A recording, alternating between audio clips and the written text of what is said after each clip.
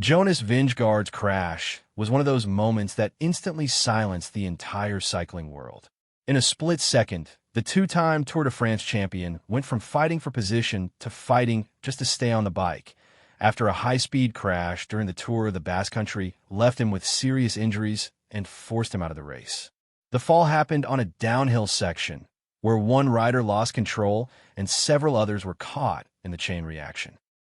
Vingegaard was taken away on a stretcher and later diagnosed with a broken collarbone, several broken ribs, and a collapsed lung, injuries that made his condition far more frightening than a simple race accident. His team said he was stable and conscious, but anyone watching knew this was the kind of crash that changes a season in an instant.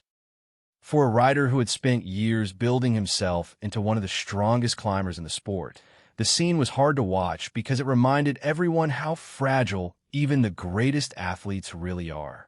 Vingegaard's story makes the crash even more emotional. Born in Denmark in 1996, he worked his way up from a quiet, disciplined talent into one of the biggest names in modern cycling. He won back-to-back Tour de France titles and became known not for flashy speeches or dramatic gestures, but for steady, ruthless climbing and calm determination under pressure. That's why the crash hit so hard. It wasn't just another rider going down. It was a champion whose entire career seemed to be built on endurance and control suddenly left helpless on the road. Off the bike, Vingegaard has kept much of his private life out of the spotlight.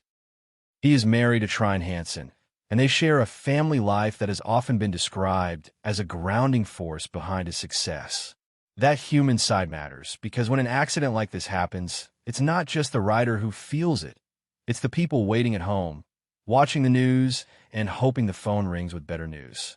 His recovery became a race of its own, with hospitals, scans, and slow healing replacing the intensity of competition.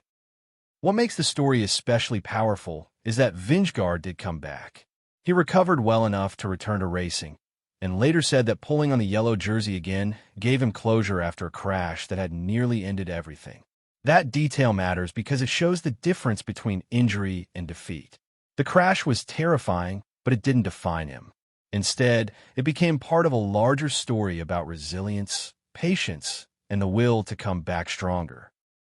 If Jonas Vingegaard's crash reminded you how brutal and beautiful cycling can be, and how quickly one moment can change a life, please like this video and subscribe for more emotional sports stories.